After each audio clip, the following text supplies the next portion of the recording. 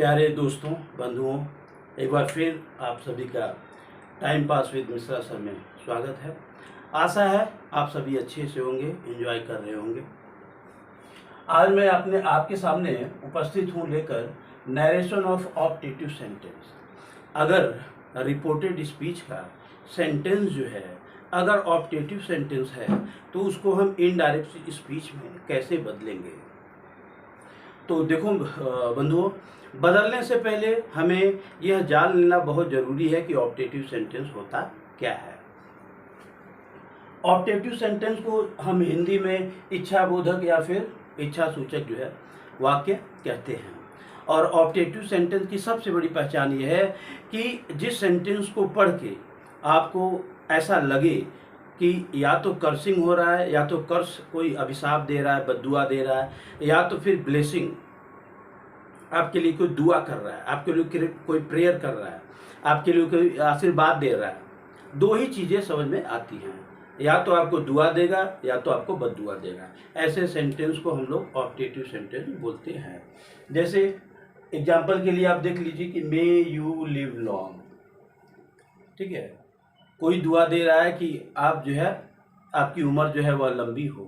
इस सेंटेंस को माने पढ़ के आपको क्या समझ में आता है कि नो डाउट इसमें दुआ दी जा रही है।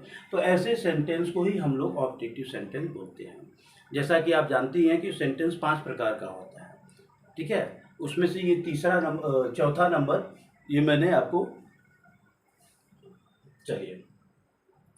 और ऑप्टेटिव सेंटेंस की सबसे बड़ी पहचान ये है कि सेंटेंस अक्सर जो है वह MAY में से चालू होता है, और सेंटेंस में ये एक्सक्लेमेशन मार्क जो है, साइन ऑफ एक्सक्लेमेशन जरूर दिया रहता है, जिसे आप देख सकते हैं।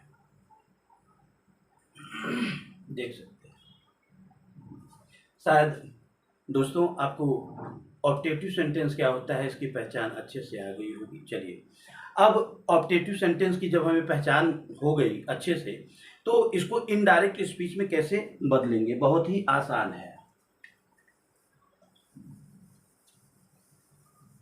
बहुत ही आसान है, बस थोड़ा सा आपको ध्यान देना पड़ेगा। एक बात याद रखो, सबसे पहले ये कि अगर आपके रिपोर्टिंग वर्ब में, अगर आपकी रिपोर्टिंग वर्ब में से है या सेज टू है या से टू है, तो ये इनडायरेक्ट स्पीच में विश में बदल जाएगा, या तो प्रे में बदल जाएगा, या तो फिर ब्लेस में बदल जाएगा, या तो फिर कर्स बद्दुआ में बदल जाएगा। जैसा इसका मीनिंग रहेगा, रिपोर्टेड स्पीच के सेंटेंस का जैसा मीनिंग रहेगा, उसी प्रकार से रिपोर्टिंग वर्ब का ये सेड टू या सेज टू जो भी है वह इसमें बदल जाएगा। जैसे मे यू लिव लॉन्ग, तो यहाँ पे क्या हो जाएगा, ये ब्लेस हो रहा है तो ब्लेस्ड हो जाएगा। चलिए, अगर सेड है या सेड के बाद अगर टू है तो ये किस में बदल जाएगा, विश्ड में बदल जाएगा। केवल ईडी लगा लो इसमें, ठीक है, पास्ट टेंस हो जाएगा। प्रेड, इसमें भी ईडी लगा दो, प्रेड हो जाएगा। इसमें ईडी लगा दो, ब्लेस्ड हो जाएगा। इसमें लगा दो केवल डी, ये कर्स्ड हो जाएगा। कहने का मतलब ये है कि अगर ये प्रेजेंट में रहेगा तो ये होगा, अगर ये पास्ट में रहेगा तो फिर ये भी पास्ट टेंस में हो जाएगा, केवल ईडी और डी लगा देने से। और याद रखना, कॉमा और इन्वर्टेड कॉमा को हटाने के लिए दोस्तों हमको जो है THAT दैट लगाना ही पड़ेगा। चलिए, इतना समझ लेने के बाद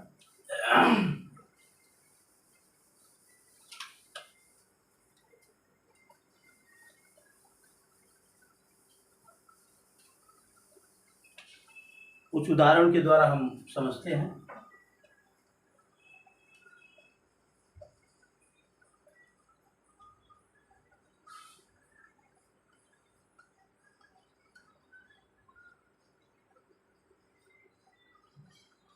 चलिए, मे यू लिव लॉन्ग। अब यहाँ पे देखिए दोस्तों, सेड टू है तो हम लोग क्या करेंगे, ही हो जाएगा ब्लेस्ड, आशीर्वाद दे रहा है, ठीक है, ही ब्लेस्ड मी। अब कॉमा, इन्वर्टेड कॉमा को हटाने के लिए हम लोग क्या करेंगे, दैट लगा देंगे। यहाँ तक जो है किसी को परेशानी नहीं होनी चाहिए। चलिए, अच्छी बात है।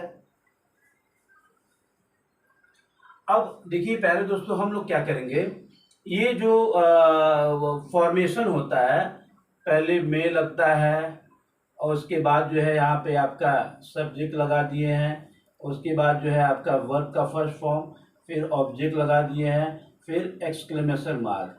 ये जो है आपका ऑब्जेक्टिव सेंटेंस का फॉर्मेशन होता है। लेकिन जब हम इनडायरेक्ट स्पीच में करेंगे तो हम लोगों को केवल असर्टिव बना देना है।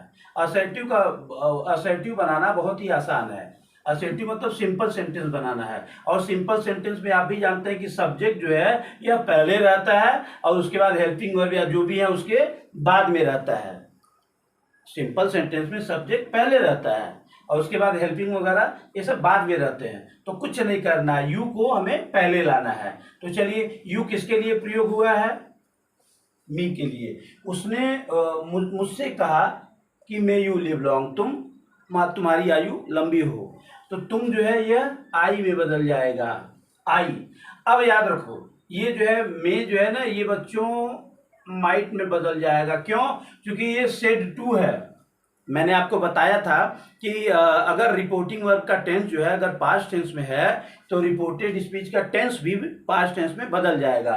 तो मे जो है वो प्रेजेंट टेंस होता है और माइट जो है वह पास्ट टेंस होता है। आशा है आपको समझ में आ रहा होगा। Live long. अब याद रखना, इनडायरेक्ट स्पीच में हम लोग साइन ऑफ एक्सक्लेमेशन नहीं करेंगे, हम लोग केवल फुल स्टॉप दे देंगे। ये आपका जो है यह बन गया। चलिए, अब हम जो है एक दूसरा जो है एग्जाम्पल हम लोग ले लेते हैं।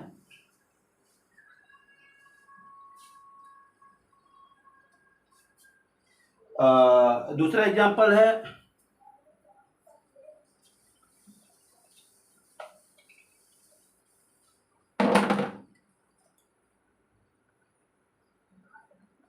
रवि सेड टू प्रकाश,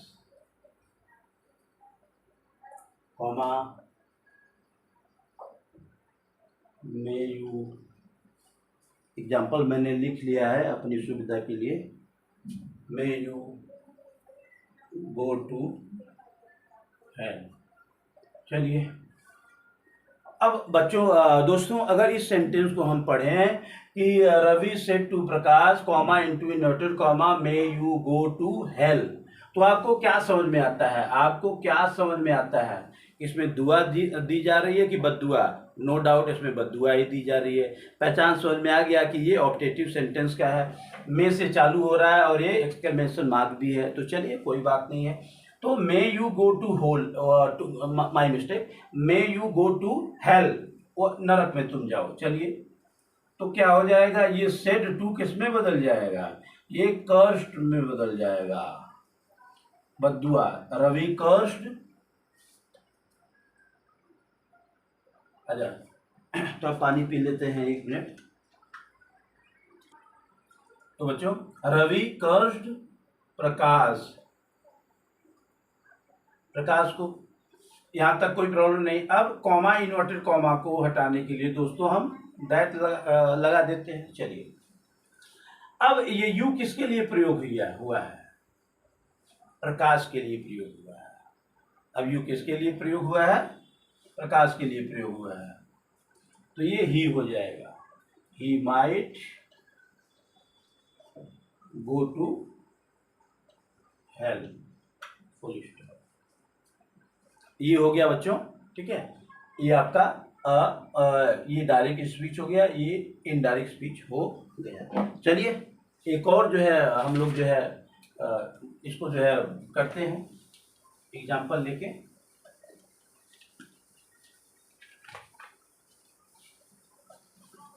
आशा है आपको जो है वह समझ में आ रहा होगा।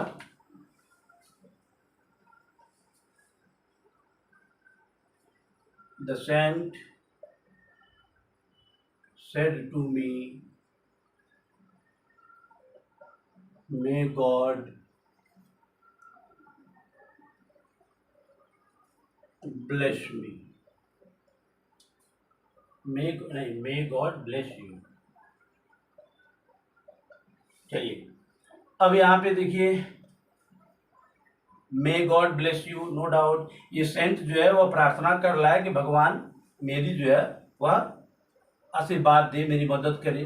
द सेंट, अब याद रखो ये सेड टू किस में बदल जाएगा, अब इसको इस पे ध्यान दीजिए। मे गॉड ब्लेस यू, ये प्रार्थना कर रहा है, प्रे कर रहा है। द सेंट प्रेड, अब यहाँ पे मी नहीं लगाएंगे, क्यों? क्योंकि अगर मी लगाएंगे तो क्या होगा, द सेंट प्रेड मी, साधु मुझसे प्रार्थना कर रहा है तो शब्द बदल ही जाएगा, और जबकि यहाँ पे गॉड से प्रार्थना कर रहा है तो मतलब द सेंट प्रेड, ठीक है, यहाँ पे मी लगेगा बाद में। That, the saint prayed that, that, अब ये देखो, अब ये में बाद में जाएगा और गॉड पहले आएगा। That God might bless you, जो है मेरे लिए प्रयोग हुआ है। यू जो है किसके लिए प्रयोग हुआ है, वह मेरे लिए प्रयोग हो गया है। तो क्या हो जाएगा, the saint prayed that God might bless me. ये बच्चों आशा है कि दोस्तों आपको जो है समझ में आ रहा होगा। थोड़ा सा माने आपको अगर कोशिश करेंगे तो इसमें कोई प्रॉब्लम नहीं होगा, ये मेरा वादा है। चलिए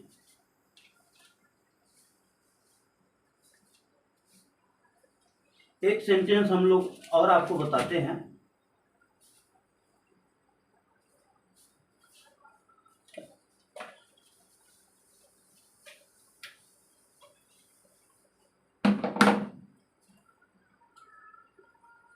My mother said to me, comma infinitive comma, may you pass the examination.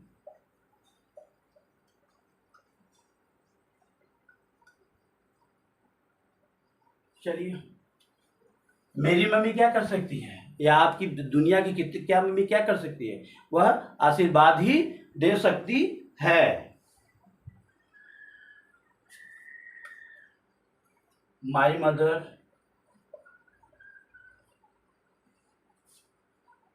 Wished, इच्छा जाहिर करती है, विश्ड लगा सकते हैं, wished me that I might pass the examination. So प्यारे दोस्तों, ये था नरेशन ऑफ ऑब्जेक्टिव सेंटेंस। आशा है आप लोगों को समझ में आ गया होगा। और देखो ये वीडियो जो है मैं एडिट नहीं करता हूँ, तो हो सकता है कि माइनर आधा परसेंट 1% अगर कुछ इधर उधर गलती हो गया हो, तो हम लोग तो एक परिवार हैं और गलती अपनों की ही जो है नज़रअंदाज की जाती है। और आपका सुझाव, आपका प्यार जो है वो हमेशा मेरे लिए जो है सौभाग्य और सम्मान की बात होगी। तो thank you very much for being with me, thank you very much.